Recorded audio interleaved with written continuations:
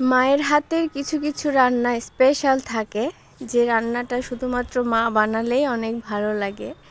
তো আমার মায়ের হাতের সেরকম স্পেশাল এই ক্ষীরটা আমার মায়ের হাতের অনেক স্পেশাল। এটা সবাই অনেক পছন্দ করে, আমারও অনেক পছন্দের। তো আমাদের দিকে এটাকে আইখার ক্ষীর বলে। তো এটা রান্না করার জন্য প্রথমে আমি এখানে 2 লিটার পরিমাণ দুধ আছে, জাল করে নিয়েছি। আর এখানে তাল আছে, পরিমাপটা ঠিক বলা যাচ্ছে না। তো তালটাকে এবার একটু জাল করে নিব।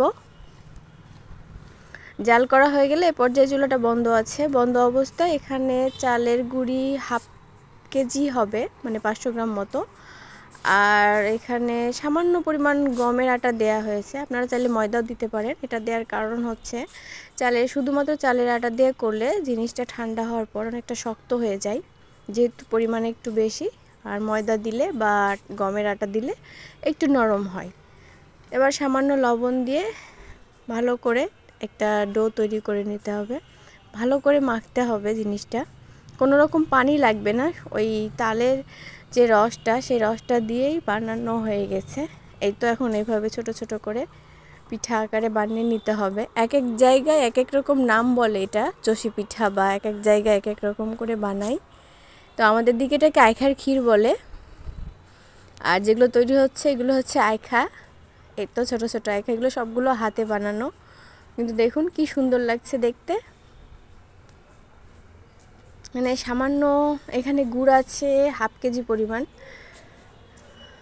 কারণ আপনারা আপনাদের পরিমাণ অনুযায়ী গুড়টা কম বেশি করতে পারেন। এখানে 500 গ্রাম মতো পানি আছে, পানিতে দারচিনি দিয়ে একটু ফুটিয়ে নেওয়া হলো, কারণ এখানে দুধের পরিমাণটা অনেক ঘন ছিল দুধটা, সেজন্য এখানে সামান্য পানি অ্যাড করা হয়েছে। আর এই তো ফোটানো দুধ আর পানি একসাথে মিক্সড করে জাল করে নিতে হবে কিছুক্ষণ। ফুটে আসলে তখন দিয়ে দিতে হবে সেই তৈরি করে রাখা পিঠাগুলো দিয়ে দেওয়ার পরে একটু নেড়ে চেড়ে দিতে হবে। যখন পিঠাগুলো ফুটে আসবে সে পর্যায়ে দিয়ে দিব সেই তালগুলো, যেটা জাল করে রেখেছিলাম, তার কিছুটা পরিমাণ উঠিয়ে রেখেছিলাম এই ক্ষীরের মধ্যে দেওয়ার জন্য। এটা এটা না দিলেও হয়, কিন্তু দিলে টেস্টটা আরেকটু ভালো হয় আর কি। তো এই তো এখন ভালো মতো জাল করে নিতে হবে। সামান্য লবণ দিয়ে দিলাম। আর সেই গুড় যেটা কেটে রেখেছিলাম হাফ কেজি পরিমাণ আছে, পুরোটাই লাগবে, কারণ এখানে পুরো 2 কেজি মানে 2 লিটার দুধের বানানো হচ্ছে। এবার ফুটে গিয়েছে, গুড়টা গলা পর্যন্ত অপেক্ষা করব। পুরোপুরি গুড়টা গলে গেছে, রান্না কমপ্লিট।